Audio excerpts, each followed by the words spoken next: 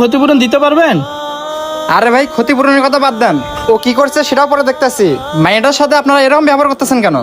আর মেয়েটার দিকে একবার তাকাইছেন? ও কত ভয় পেয়ে গেছে। আচ্ছা বলেন তো, ও কি এমন ক্ষতি করছে? আমার যদি সাধ্য থাকে তাহলে আমি ক্ষতিপূরণ দিয়ে দেবো। বলেন ভাই আপনারা আমাকে, ও কি এমন ক্ষতি করছে? আসাইলেন, আমার 20,000 টাকা হারাইছে, দিবেন আপনি 20,000 টাকা? আইসে ক্ষতিপূরণ দিতে, দেন 20,000 টাকা। 20,000 টাকা? আচ্ছা ভাই, আপনাদের টাকা কোথায় পড়ছিল? এখানেই পড়ছিল কি?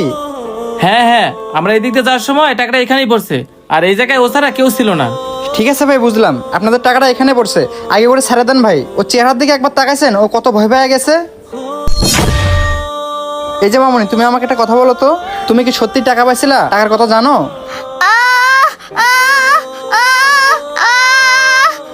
আরে ভাই দেখছেন, মেয়েটা কথা বলতে পারে না, এত ভাবে কসম খেয়ে বলতেছে ও টাকা নেয় নেই, তারপরও আপনারা ওকে দোষারোপ করতেছেন। আচ্ছা ঠিক আছে, আপনাদেরকে বিশ্বাস করাতে হবে তো। আর ও যদি টাকা পেয়ে থাকে তাহলে তো টাকাটা বস্তার ভিতরে রাখবে। আমি ওর বস্তাটা চেক দিতে আসছি। কই, বস্তা থেকে তো কোনো টাকা বের হলো না। দেখছেন ভাই, ও যদি টাকা নিয়ে থাকতো তাহলে তো এই বস্তাটা রাখতো। এই যে ভাই, আপনাদের টাকাটা দেখছেন? ভাই, এই যে আপনাদের টাকাটা এখানে পড়েছিল। আপনারা শুধু শুধু এই মেয়েটাকে মিথ্যে অপবাদ দিয়েছিলেন। ভাই বুঝলেন না, এটা ওরই চালাকি। টাকাটা পায় ও সাইড করে রাখছে, যেন ওর দোষ না পড়ে। ওই নিছে মানে ওই নিছে। আরে ভাই,